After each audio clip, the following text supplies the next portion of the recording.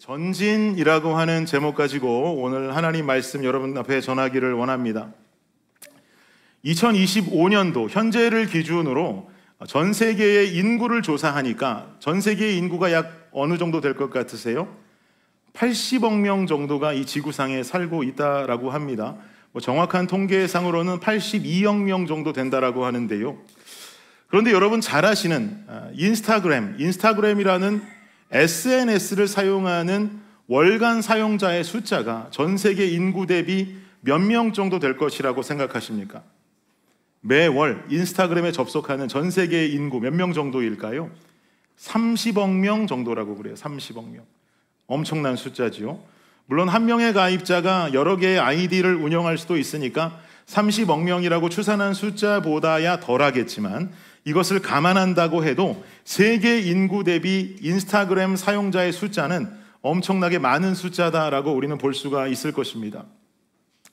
저도 여러분들이 아시는 바처럼 사진 찍는 것이 제 유일한 취미인지라 제가 찍은 거리의 사진들과 저희 아이들의 사진들을 포스팅하고 보관하는 장소로 저도 인스타그램을 자주 들어가게 됩니다.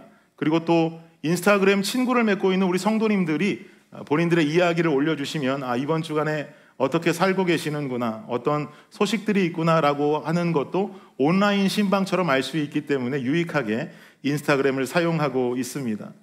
그래서 이전에 찍어서 포스팅했던 사진들을 좀 꺼내서 보면 이전의 추억들이 많이 되살아나고요. 개척할 때 우리 아이들이 그때는 더 아기 같았구나, 혹은 또 몇 년 전에 아이들의 모습은 이랬구나라고 생각하면서 옛 추억도 되살아나고 또 성장했구나라고 하는 보람도 인스타그램을 보면서 느끼게 됩니다.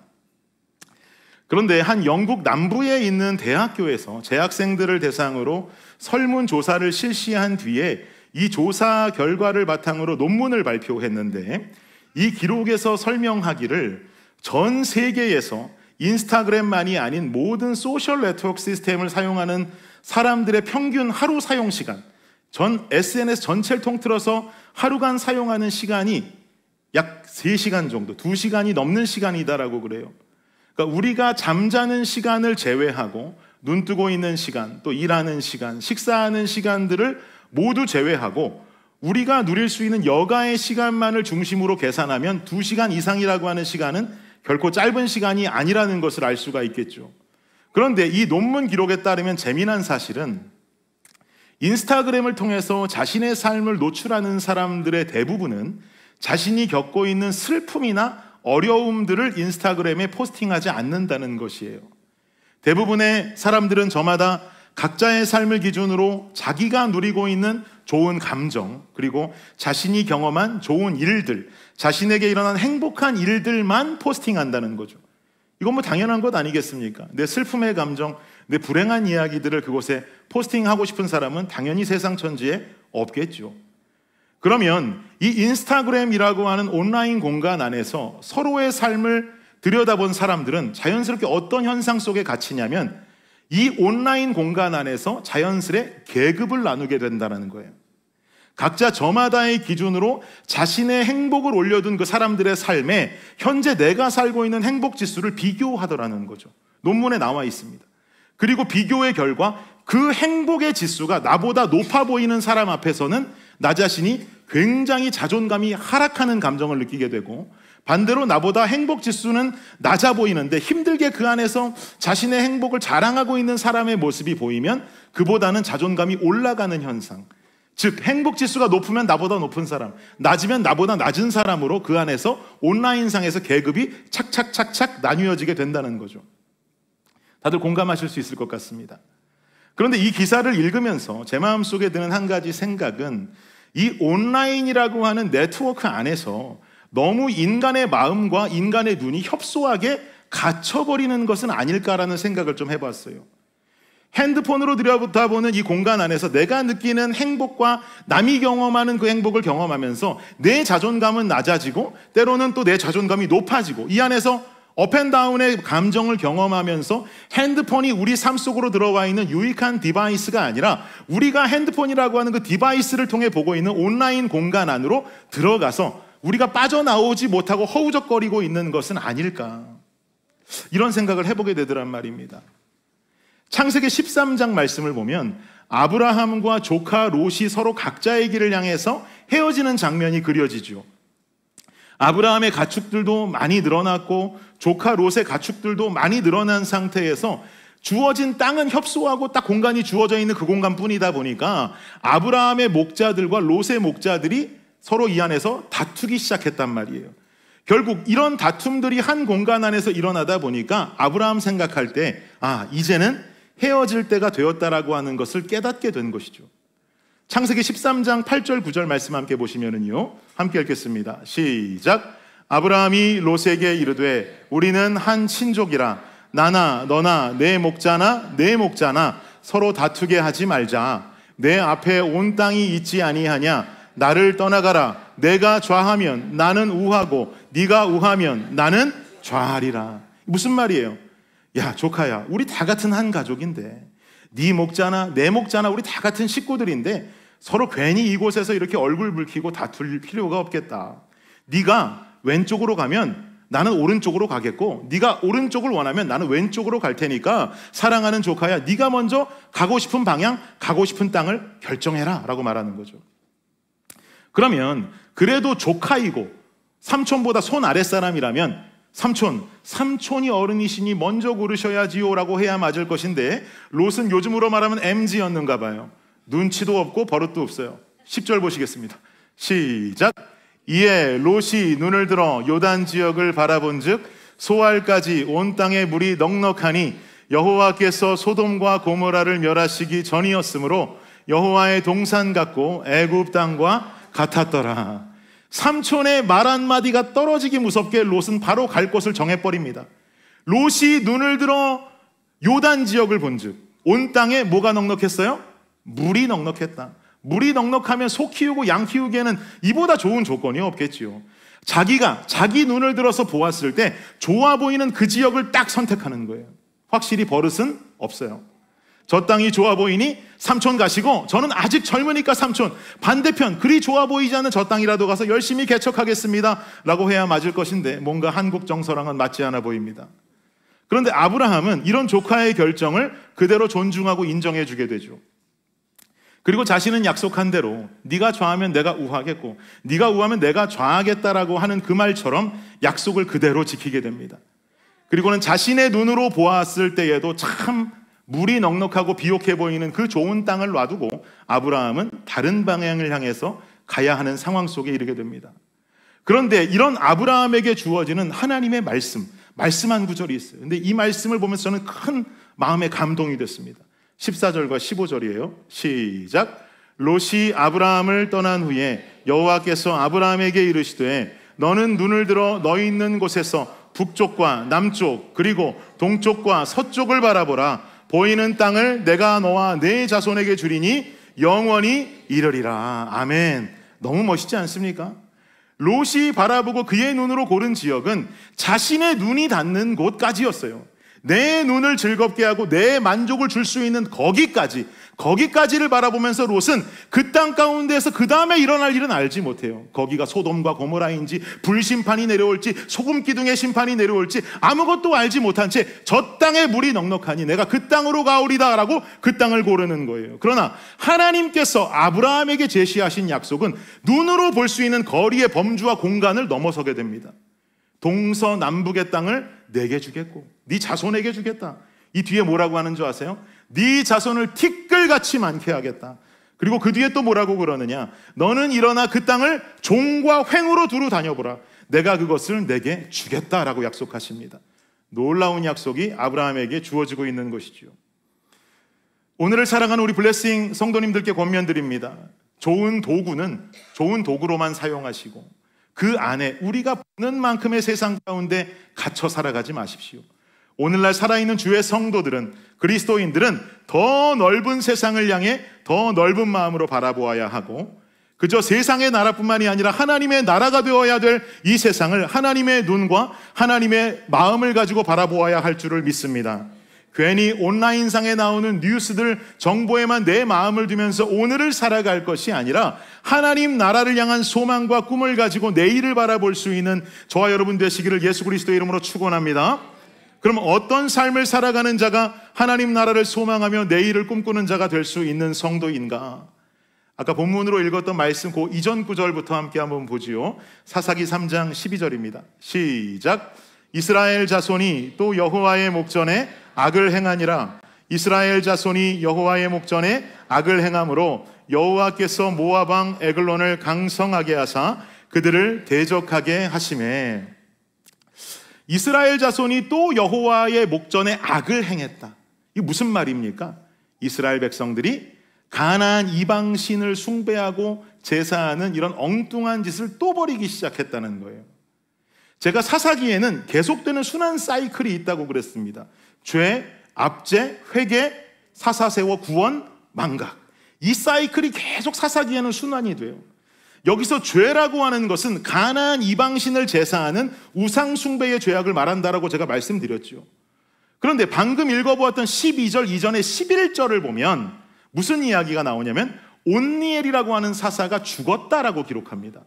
이 사사, 이전의 사사가 죽고 나니 하나님께서 구해주시고 지켜주셨던 과거의 이야기들은 모두 다 망각해버리는 거예요. 그리고는 망각하니 다시 죄짓고, 죄지으니 압제하고, 압제당하니 회개하고, 회개하니 사사 세워 구원하시고, 사사 죽으면 또 망각하고, 망각하니 또 죄짓고, 이게 계속해서 사사기 속에 흘러가는 순환 구조다 이 말입니다. 그러면 지금 이 12절 말씀에 이 이스라엘 백성들이 다시 우상 숭배하고 죄짓는 모습을 보이기 시작했다라고 하니까 그 다음 스텝은 뭐예요? 압제잖아요. 압제. 그래서 12절을 다시 보시면 여호와께서 모압 왕 에글론을 강성하게 하사 그들을 대적하게 하셨다라고 말씀합니다. 이스라엘의 주변 국가인 모압을 사용하셔서 이스라엘을 압제하시는 거예요. 근데 생각해보면 상당히 자존심 상하는 일입니다.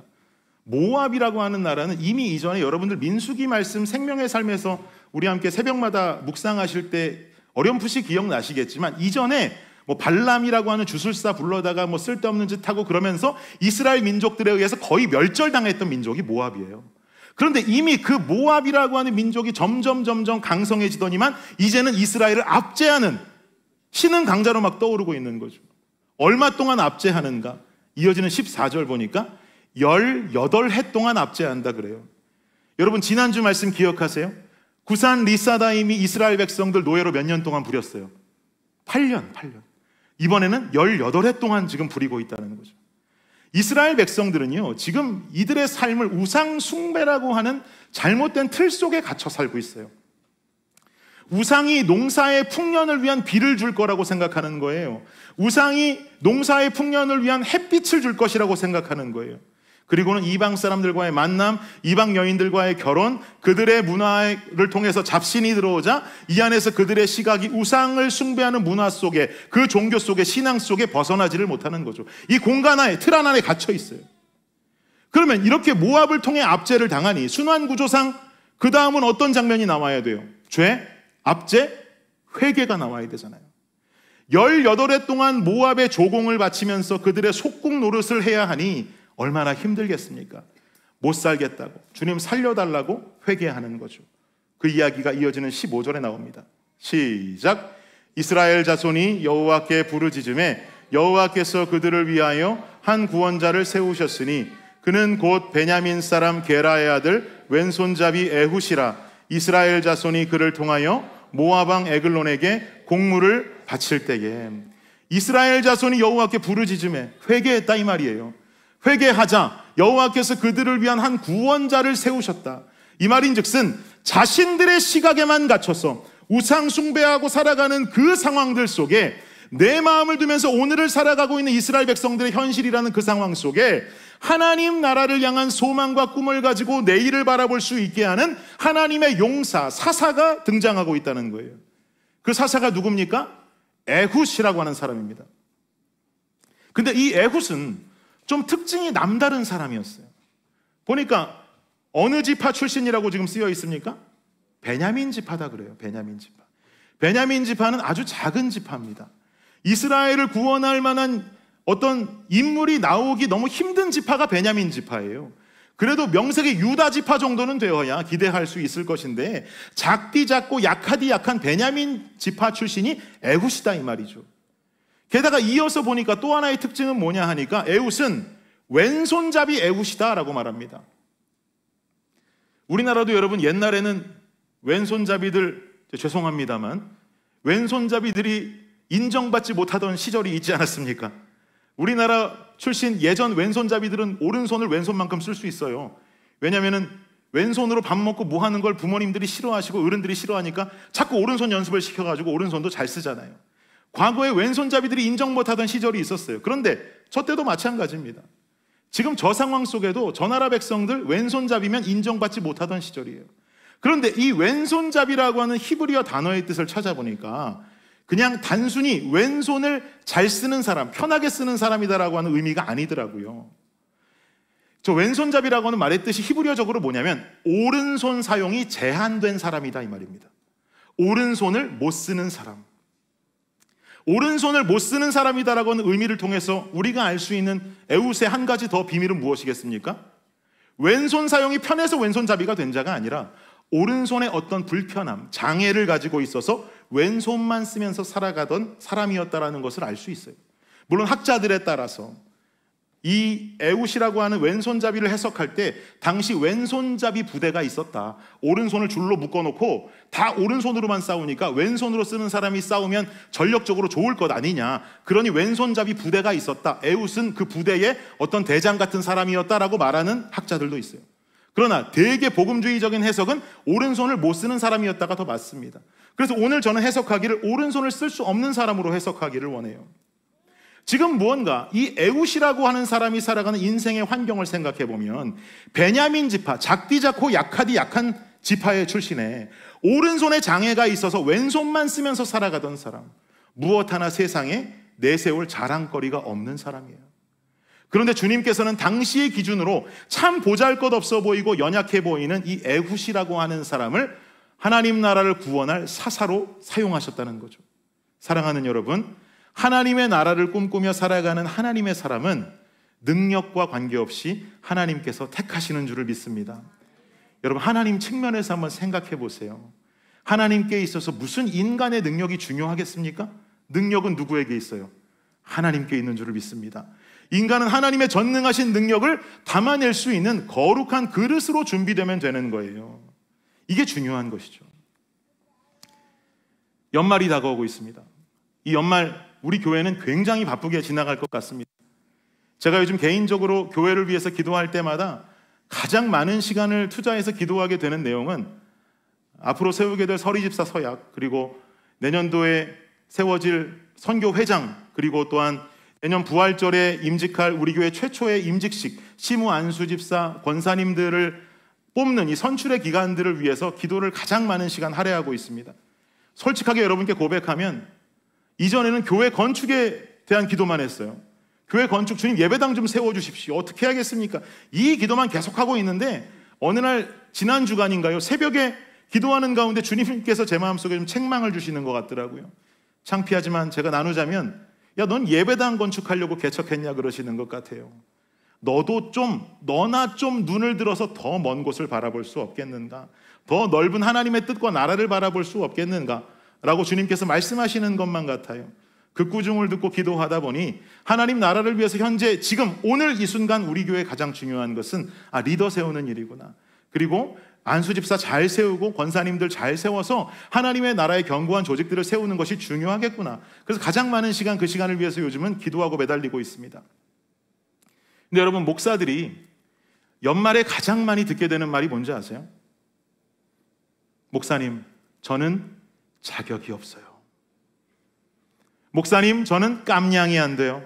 목사님, 저는 그것을 할 만한 능력이 없어요. 더 심한 분들 뭐라 그러는 줄 아세요? 목사님, 나 그거 시키면 다음 주부터 교회 안 나올 거예요. 나 교회 옮길 거예요. 아주 무서워 죽겠어요. 목사님, 다음 주부터 저 이거 시키면 교회 안 나올 거예요. 나오지 마세요 라고 하고 싶지만 그러지를 못해요. 개척교회 목사들은 그럴 만한 자신감이 없어요. 그래서 생각해 보세요. 도대체 누굴 위해서 교회 나오는 겁니까? 누굴 위해서 신앙생활하고? 사랑하는 여러분, 그런 이웃이라면 가장 먼저 직분 내려놓고 회개하고 돌아가야 될 사람은 김 목사예요. 저는 목사 될 만한 자격이 있어서 되었고 깜냥이 있어서 되었고 능력이 있어서 주님이 목사 가운 입히셨을까요? 아니더라고요. 자격을 하나하나 만들어 가시고 깜냥과 능력도 없는 제게 하나하나 입혀가시는 하나님의 놀라운 역사가 없었다면 저는 지금까지 걸어올 수조차 없었을 것입니다. 하나님은 은혜로 부르시고 능력은 성령이 공급하시고 우리는 사명을 순종으로 행해 나가는 줄을 믿습니다. 주님께서 여러분께 주시는 응답은 이것입니다. 자격이 없어서 시키는 것이고 깜냥이 안 돼서 시키는 것이고 능력이 없기에 시키는 것이다. 그래야 네가 나를 바라보지 않겠느냐. 네가 내게 부르짖을 때 너에게 없는 건 내가 채우겠다 이 말이죠. 내가 차고 넘치게 태울 테니 순종하고 주님의 거룩한 백성으로 나아가라고 하는 것이 주님의 음성이 되는 줄을 믿습니다. 못 믿으시겠으면 천국 가서 주님께 여쭤보세요. 제 말이 맞는지 틀린지. 서리 집사로 서약하고 선교회 회장이 되고 시무 안수 집사가 되고 권사가 되고 또 내년도 교회 각 부서마다 봉사하고 섬기는 이 모든 일들이 하나님의 나라를 세워가는 귀한 동력과 밑바탕이 되어지는 줄을 믿습니다.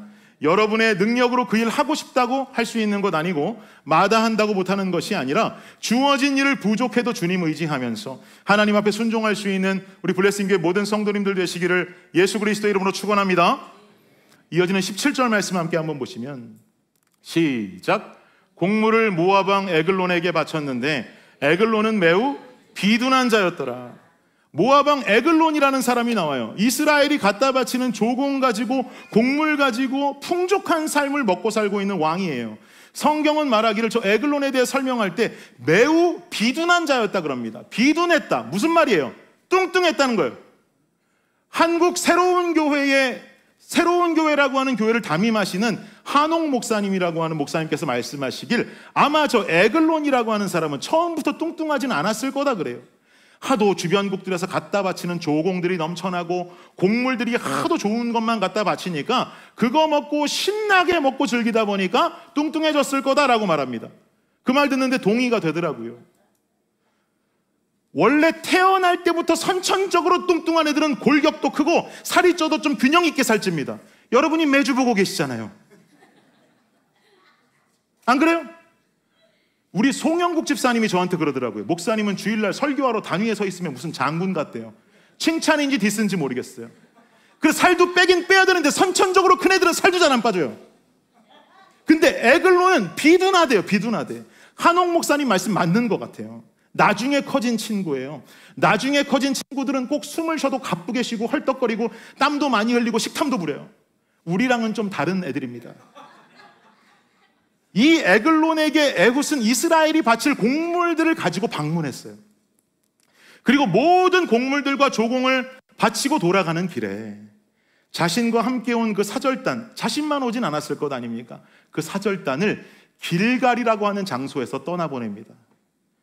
그리고는 자신은 다시 되돌아서 에글론 앞으로 나와요. 그리고는 에글론을 독대합니다. 근데 여러분 신기한 건 한낱 속국의 국민이 모압의 왕을 독대한다? 이게 여러분 이해가 되십니까? 근데 여기서 에훗의 특징을 함께 생각할 수 있어야 돼요. 에글론은 에훗이라고 하는 사람을 볼 때 어떤 경계의 마음도 없는 거예요. 왜요? 왜냐하면 딱 봐도 오른손은 쓸 수 없는 사람이에요. 왼손만 쓸 수 있는 장애가 있는 사람이 경계심이 있을 수가 없어요. 게다가 에훗이 말하기를 원문에서 보니까 히브리어 원문을 보면 와가지고 뭐라고 말하느냐, 내가 왕께 드릴 특별한 것이 있다는 거예요. 아까 제가 와서 드리는 거 보셨죠? 곡물도 드리고 조공도 바쳤죠? 근데 제가 따로 온 이유는 그거 말고 그거보다 더 최상품, 더 좋은 것을 드리려고 은밀히 찾아왔습니다. 그러니까 에글론이 뭐라 그러겠어요? 야, 너희들 신하들 다 나가 있어. 내가 이 친구를 만나야겠다. 에훗을 드리는 거예요. 그리고는 에훗과 독대하는 거죠. 그러나 이것은 모두가 다 에훗의 지혜였고 하나님의 계획이었습니다. 이어지는 21절과 22절 보십시오. 시작. 에훗이 왼손을 뻗쳐 그의 오른쪽 허벅지 위에서 칼을 빼어 왕의 몸을 찌르매 칼자루도 나를 따라 들어가서 그 끝이 등 뒤까지 나갔고 그가 칼을 그의 몸에서 빼내지 아니하였으므로 기름이 칼날에 엉겼더라. 에훗이 어떤 손을 뻗쳤어요? 왼손을 뻗쳐. 왼손은 뭐예요?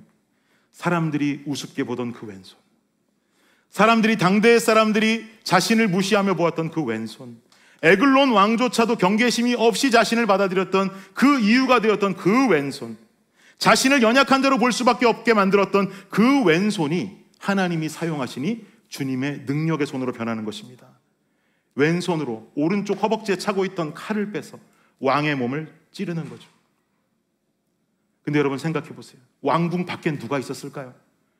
왕을 호위하는 무사들이 있었을 것이고 경호하는 경호국 사람들이 있었겠죠. 근데 에훗은 한 방에 에글론을 찔렀는데 성경 어디에도 그들이 뛰쳐 들어왔단 말이 없어요. 무슨 말입니까? 왕은 억소리도 내지 못하고 비명소리도 내지 못하고 에훗이 찌르는 한 방에 죽어버리는 거예요. 정확히 어느 곳을 찔러야 한 방의 비명도 없이 죽을 수 있는지를 에훗은 이미 알고 있던 것이죠. 어떻게 알았을까요? 그리고 안다고 한들 어떻게 한 번에 찔러서 진짜로 이 에글론을 죽일 수가 있었을까요? 이어지는 16절 보십시오. 시작. 에훗이 길이가 한 규빗 되는 좌우의 날선 칼을 만들어 그의 오른쪽 허벅지 옷 속에 차고, 에훗은 좌우에 날이 선 양날검을 만들었다는 거예요. 한 규빗이라고 하면 성인 남성의 손끝에서 팔꿈치까지, 장도가 아니에요. 단도입니다. 단도. 이걸 손수 제작한 거예요. 이 날을 위해서 양날을 갈아가면서 하나님의 백성을 괴롭히고 18년 동안 속국으로 삼고 살아온 이 비둔한 나라의 비둔한 왕을 죽이기 위해서 열심히 칼을 갈았어요. 그날을 위해 내가 그날만 오면 내가 이 왕을 예수 그리스도 하나님의 이름으로 죽여버리리라. 하나님의 민족을 이렇게 우습게 보았던 그 왕을 내가 죽여버리겠노라. 칼만 갈았을까요?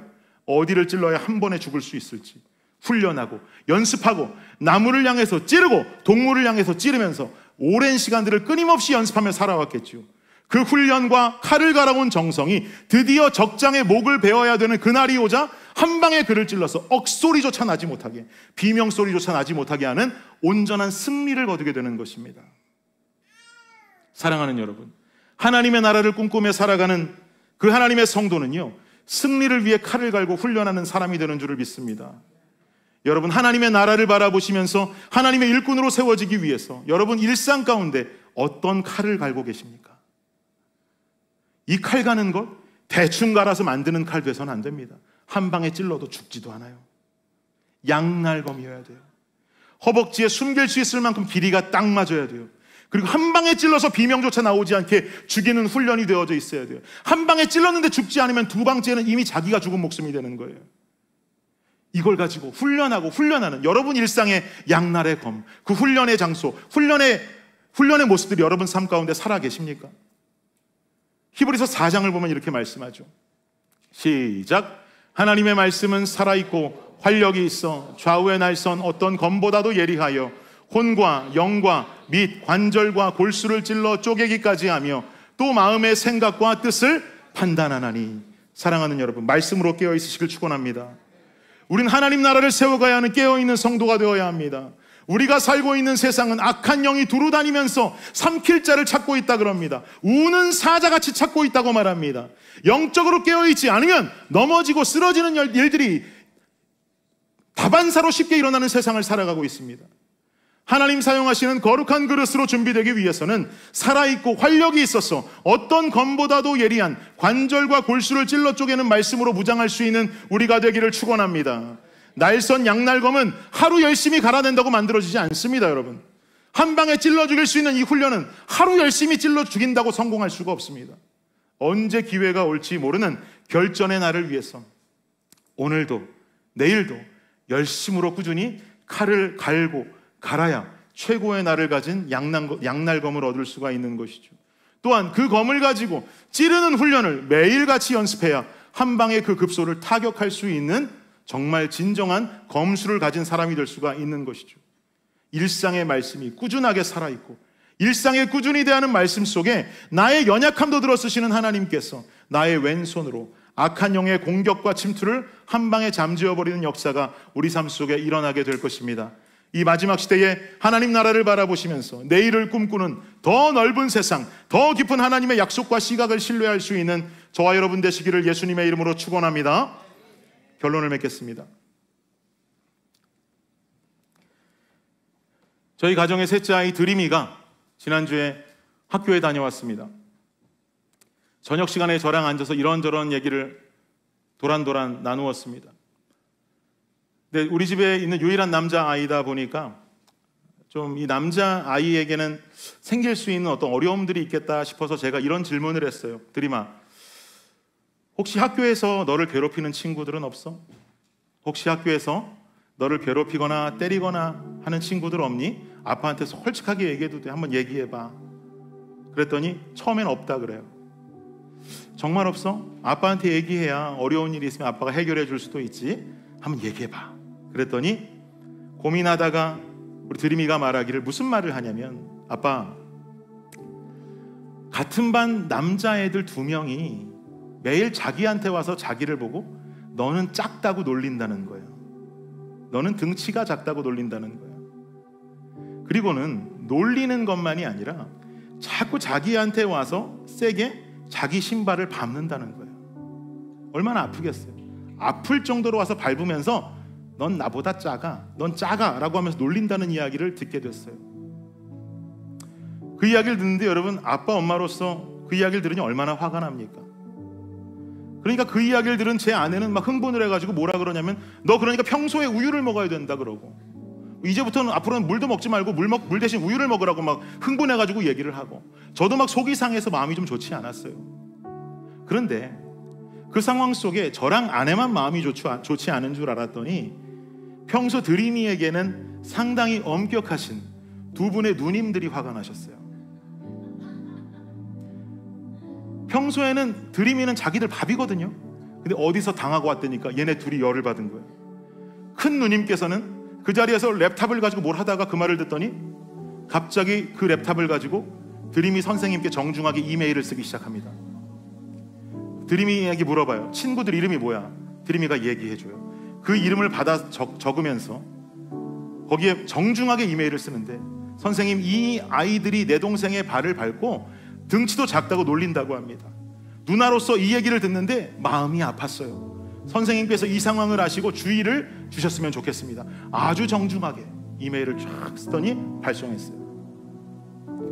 그리고 둘째 누님께서는 학교 놀이터에서 노는 시간에 맨날 이란의 반만 만나게 되는데 이제는 드림이네 반을 만나고 싶다는 거예요.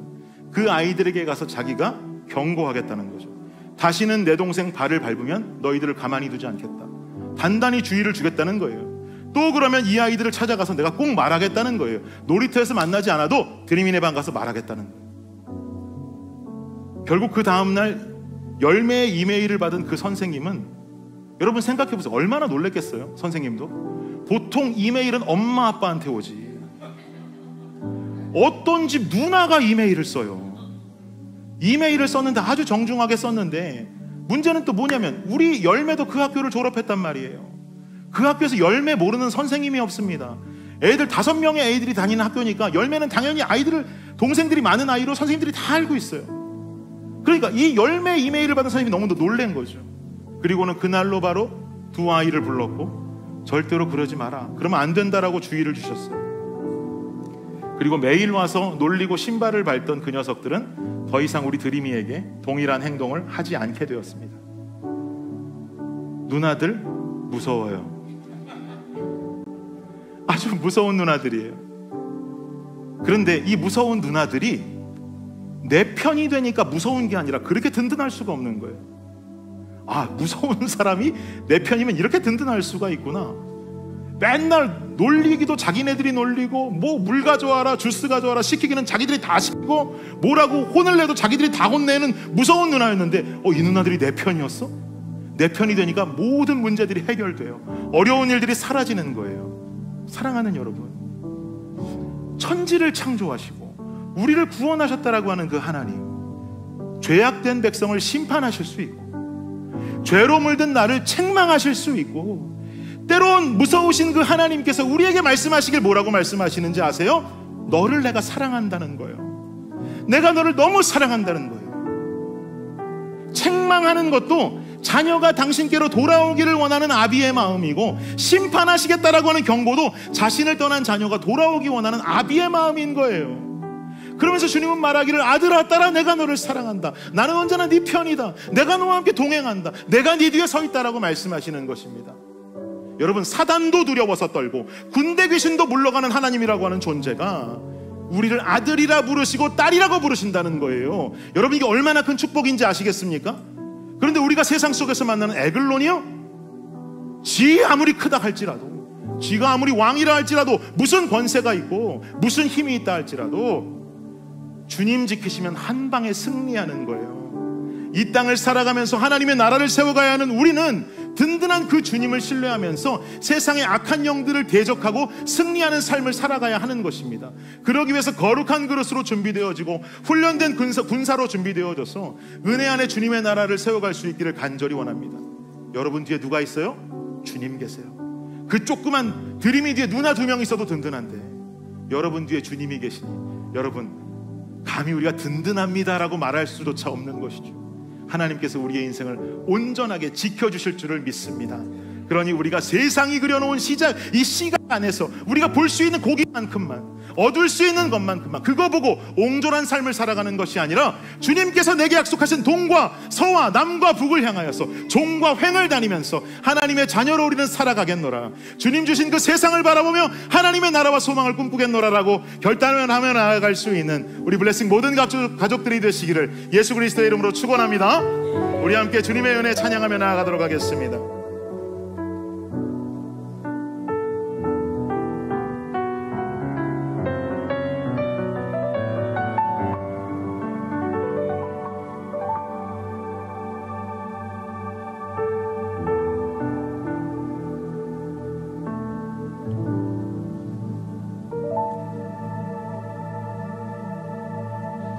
나를 지으신 이가 하나님, 나를 부르신 이가 하나님, 나를 보내신 이도 하나님, 나의 나 된 것은 다 하나님 은혜라. 나의 달려갈 길 다가도록, 나의 마지막 호흡 다하도록 나로 그 십자가 품게 하시니 나의 나 된 것은 다 하나님 은혜라. 한량없는 은혜,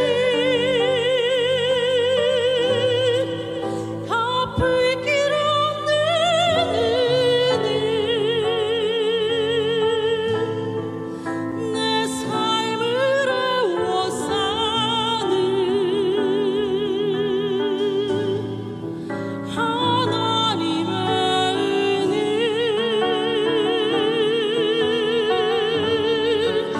나 주저함 없이 그 땅을 밟음도 나를 붙드시는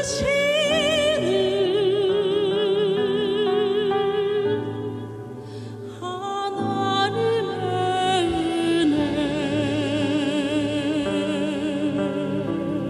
나를 지으시니가 하나님, 나를 지으시니가 하나님, 나를 부르시니가 하나님, 나를 보내시니도 하나님,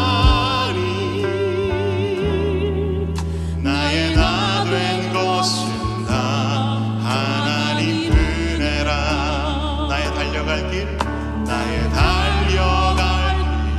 다가도록 나의 마지막 호흡 다하도록 나로 그 십자가 품게 하시니 나의 나 된 것은 다 하나님 은혜라. 여러분 그렇게 믿으시고 믿으십니까? 한량없는 주님의 은혜, 한량없는 은혜,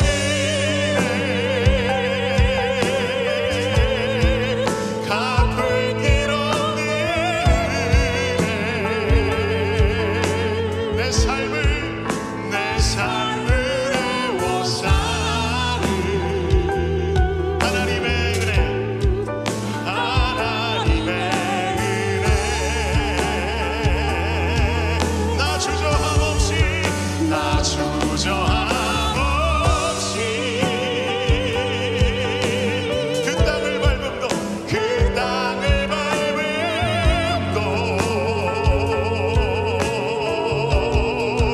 나를 붙드시는 하나님의 은혜, 하나님의, 우리 다시 한번 고백합니다. 한량없는 은혜, 갚을 길이 없는 그 은혜, 한량없는 은혜,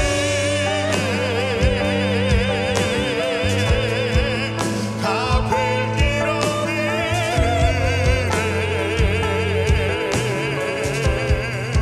내 삶을 애워 사는 하나님의 은혜인 줄 믿습니다. 하나님의 은혜, 나 주저함이 없이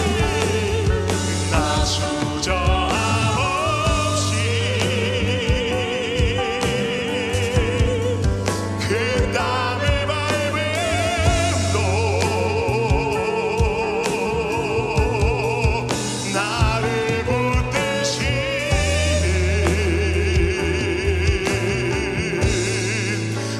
우리 다시 한번 고백합니다.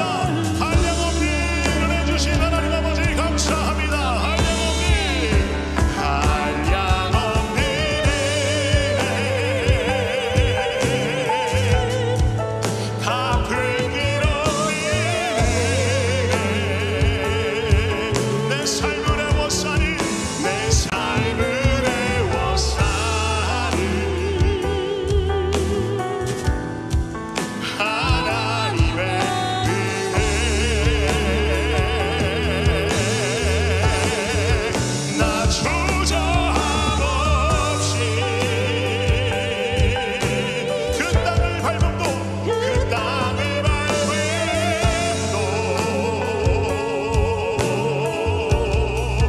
나를 붙드시는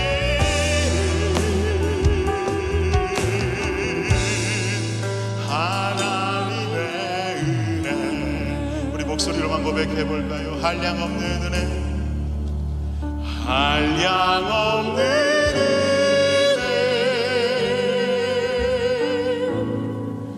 갚을 길 없는 은혜,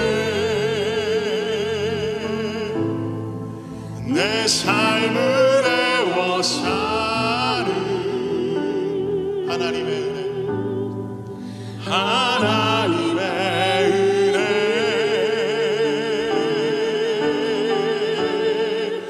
나 주저함 없이 그 땅을 밟음도 나를 붙드시는 하나님의 은혜, 하나님의 은혜. 여러분, 이 시간 눈을 감고 한 목소리로 기도하며 나아가실 때에 주님, 우리의 삶을 향하여 주님, 내 눈에만 보이는 것까지, 내가 갇혀있는 그것까지, 내 눈에만 좋아 보이는 그곳까지, 아버지 하나님, 내가 이곳에 갇혀서 인간들이 살아가는 이 세상 가운데에서 인간들이 짜놓은 그 바운더리 안에 살아가는 옹졸한 마음 같은 자가 되지 않길 원합니다. 주의 나라를 바라보게 하옵소서. 주의 소망을 바라보게 하여 주시옵소서. 하나님의 나라를 바라보고 내일을 꿈꾸며 더 넓은 마음을 가지고 하나님의 눈과 귀를 열고 하나님의 마음을 품고 더 넓은 세상을 향하여 주의 일을 감당하는 진정한 주의 일꾼 되게 하여 주시옵소서. 주님, 나를 사용하여 주시옵소서. 이 시간 주님 앞에 주님 이름 부르짖고 기도하며 나아가겠습니다. 기도합니다. 주님, 아버지 하나님, 삶 가운데 한량없는 은혜 주신 아버지 하나님 감사합니다.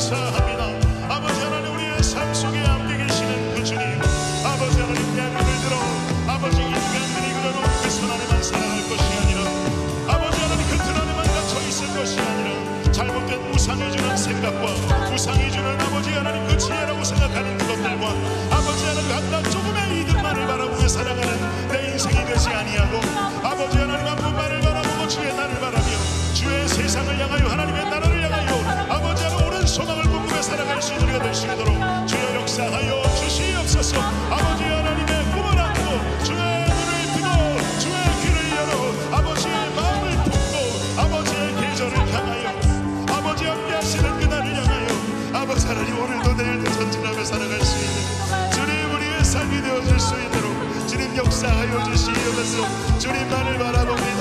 아버지 한 번만을 바라봅니다. 나를 아버지 구하신 하나님 생명 주신 분이 주님이시니 생명 얻은 이 인생은 세상만 바라보고 아버지의 생명 얻은 이 인생은 헛된 것만 바라보며 주의 뜻과 꿈을 꾸지 않는 채로 아버지 하나님 온전하게 그 좁은 세상의 좁은 마음 가지고 살아가고 있다면 주님 우리를 일깨워 주시고 아버지 하나님의 나라를 향하여 소망찬 그날을 향하여 살아갈 수 있는 될 수 있도록 주님 역사하여 주시옵소서. 주님 붙들어 주시옵소서. 주님 함께하여 주시옵소서. 주님 역사하여 주옵소서. 하나님 크신 사랑은 우리 함께 찬양하길 원합니다. 하나님 크신 사랑은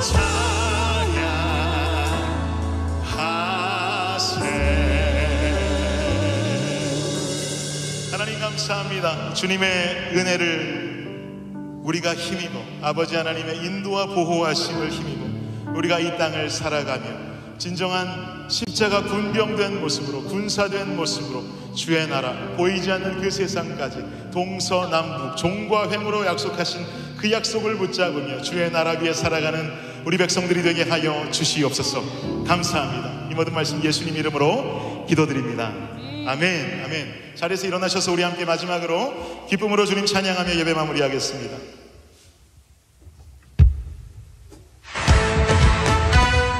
박수하시면서 찬양하겠습니다.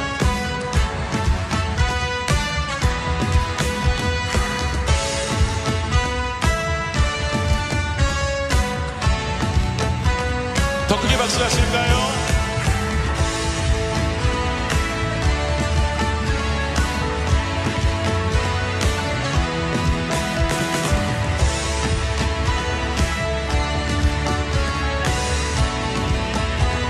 십자가 분병들아 십자가 분병들아 주 위에 일어나 비들고 앞서 나가 담대히 싸우라.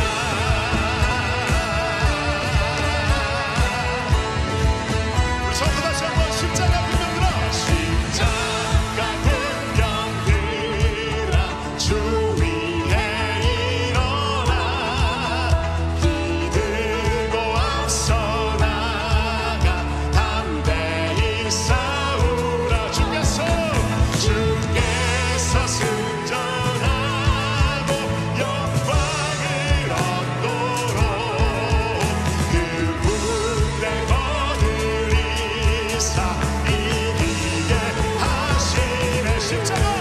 십자가